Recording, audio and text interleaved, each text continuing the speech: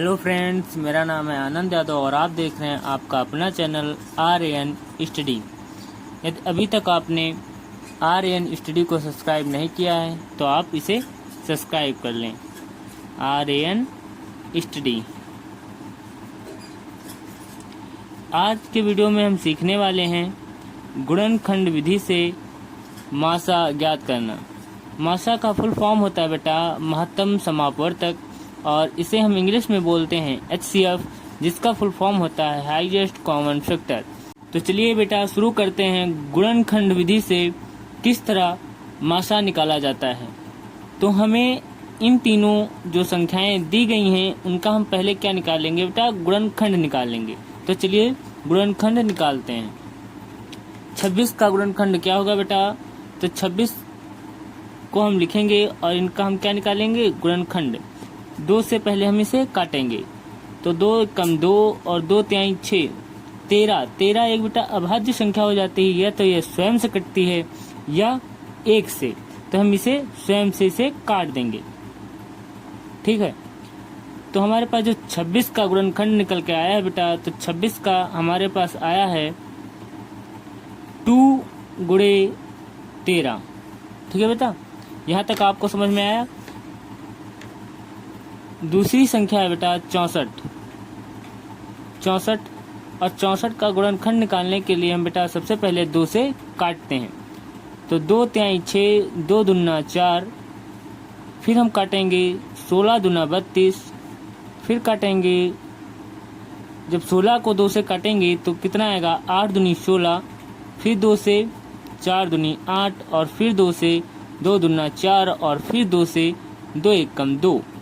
तो हमारे पास जो 64 का गुणनखंड निकल के आएगा बेटा, तो 64 का निकल के आएगा 2 गुणे 2 गुणे 2 गुणे 2 गुणे 2 गुणे 2। कितनी बार बेटा, 1 2 3 4 5 6, 1 2 3 4 5 6।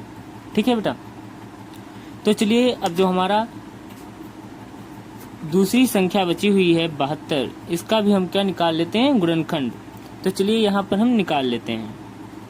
72 का गुणनखंड कितना होगा, 2 से काटेंगे, 2 तिहाई 6, 1 बचा, 2 छंग 12, 18 दूना 36, यहाँ पर आएगा बेटा 9 दूनी 18। अब यहाँ पर 3 से काटेंगे तो यहाँ पर 3 त्रिका 9, और यहाँ पर 3 एकम 3।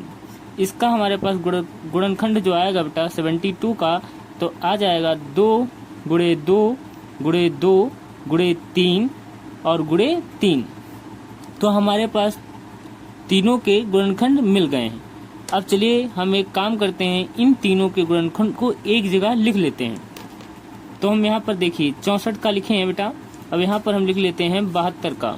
जब 72 का लिखेंगे तो देखिए क्या आएगा, 2 गुणे 2 गुणे 2 और गुणे 3 गुणे 3। ठीक है बेटा, अब चलिए हम 26 का लिख लेते हैं। तो यहाँ पर 26 का लिखेंगे तो हमारे पास कितना आया है, 2 गुणे 13। ठीक है बेटा, अब महत्तम समापवर्तक क्या होता है, ऐसी संख्या देखिए जो तीनों में कॉमन हो। ठीक है बेटा, ऐसी संख्या देखिए जो तीनों में कॉमन हो। तो क्या कॉमन है बेटा, तो हमारे पास तीनों में कॉमन है 2। देखिए 2, तो इन तीनों का जो महत्तम समापवर्तक क्या हो जाएगा बेटा, वो हो जाएगा 2। ठीक है, तो हम क्या लिखेंगे, 26, 64 व 72 का जो हमारे पास HCF निकल के आया है, वह बेटा कितना आया है, 2 आया है। ठीक है, तो यही हमारा क्या हो जाएगा, आंसर हो जाएगा। यदि आपको यह वीडियो पसंद आया हो तो आप प्लीज़ RAN स्टडी को सब्सक्राइब करिए और इसे सपोर्ट करिए। धन्यवाद। हम मिलेंगे नई वीडियो में एक नए लॉजिक और ट्रिक के साथ। आप जुड़े रहिए RAN स्टडी के साथ। धन्यवाद।